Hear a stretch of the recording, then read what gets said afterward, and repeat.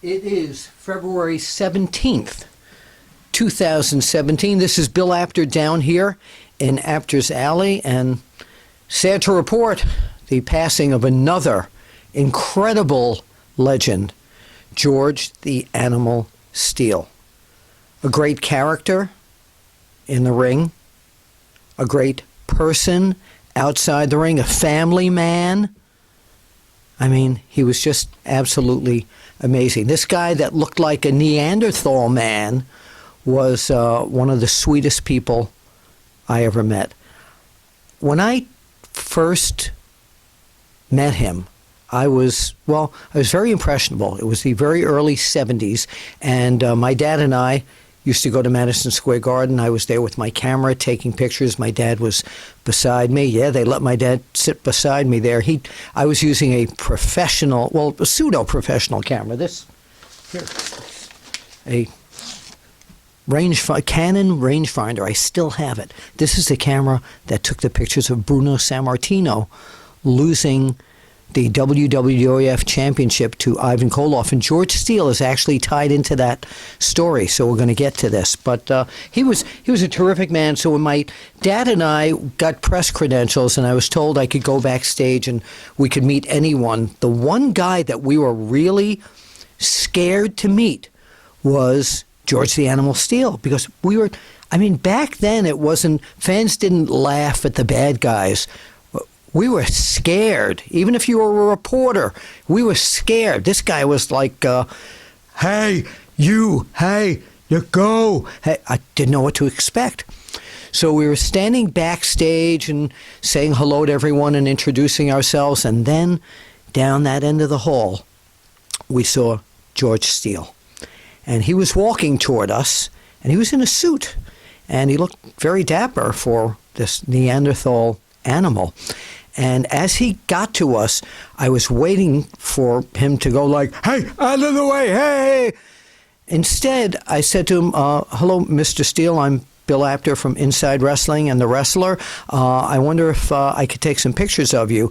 And instead of that scary character, he looked at my dad and he said, okay, I got to check in. I'll be with you guys in a few minutes. And he spent quite a few minutes with us. He was great. He was wonderful. But once he got in the ring, it was this guy, with the arms going out and hey you, and he was scary. And he ate turnbuckles. I had never seen anyone do that before. And he had a green tongue. So what a character. And again, everybody was scared of him. So I took some notes here about some of the things that I want to, that I remember about George the Animal Steele. And that was fun. So we're talking about believability of his character. And when this happened, I didn't know how I felt about it after this happened, because it was scary again. We're in Albany, New York, at the Civic Center, I believe. And I was dispatched up there to do pictures on George Steele, superstar Billy Graham, and several other people. And the area where the wrestlers came into the building, they also parked their cars. So they were like, maybe a dozen cars in the backstage area there. So a fan, probably about 12 or 13 years old, snuck backstage. And I was standing there talking to George Steele. And Steele looks and he says, who's that kid? And I said, I don't know. He says, well, I'm going to give him the scare of a lifetime. And there was this big rod backstage. And Steele took the rod. It was like a spear.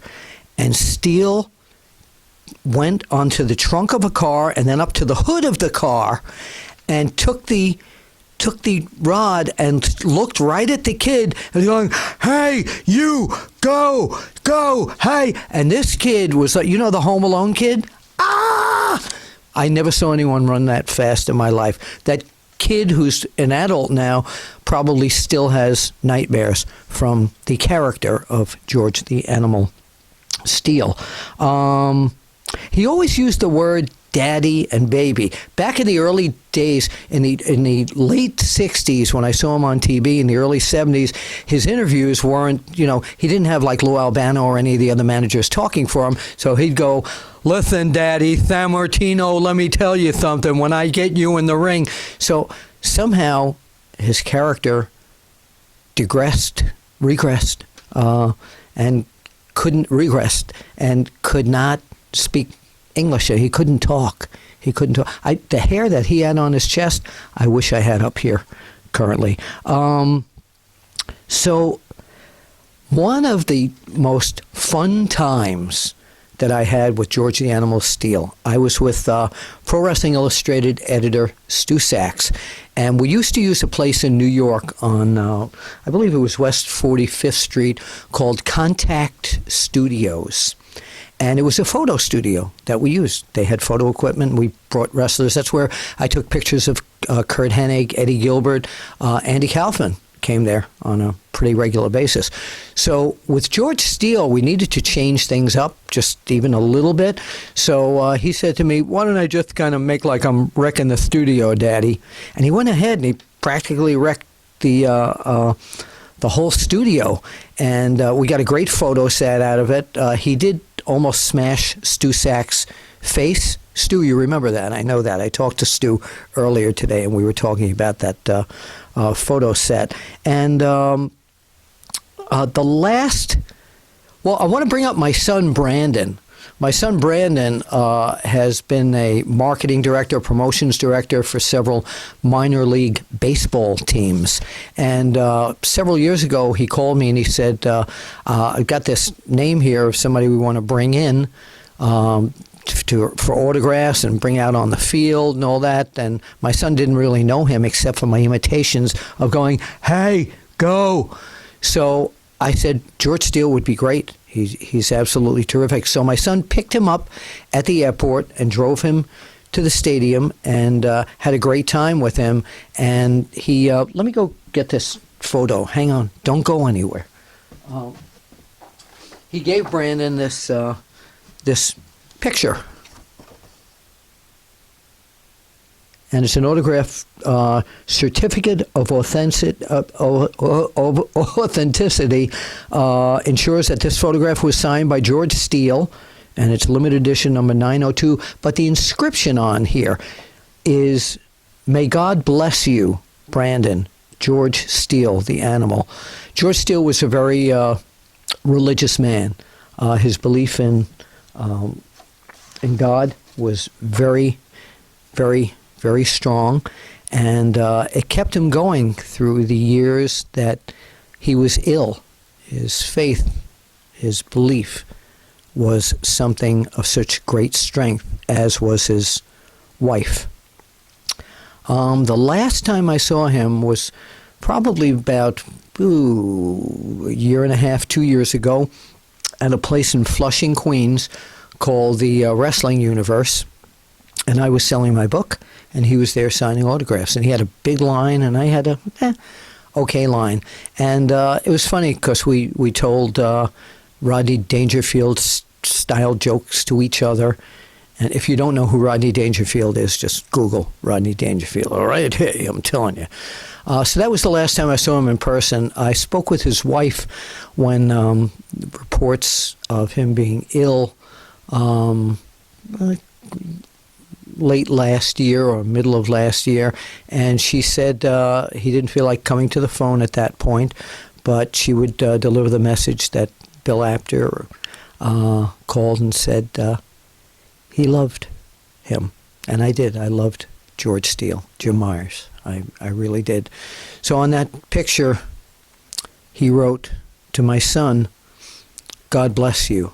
And right now I'd like to say, God bless you, George Steele. You lived a wonderful, full life in the business that I know that you were passionate about and that you loved. And we will miss Jim Myers, for those of us who knew him. And the entire wrestling world will miss George the Animal Steele. one of the most insane, crazy characters to ever be in professional wrestling. Yeah. George Steele, rest in peace from all of us in I'm going to say in the entire wrestling universe. We loved you. The fans loved you. Your friends loved you. Your family loved you. What more can I say but rest in peace? Bill Apter, February 17th, 2017, down here at Apter's Alley. Thank you.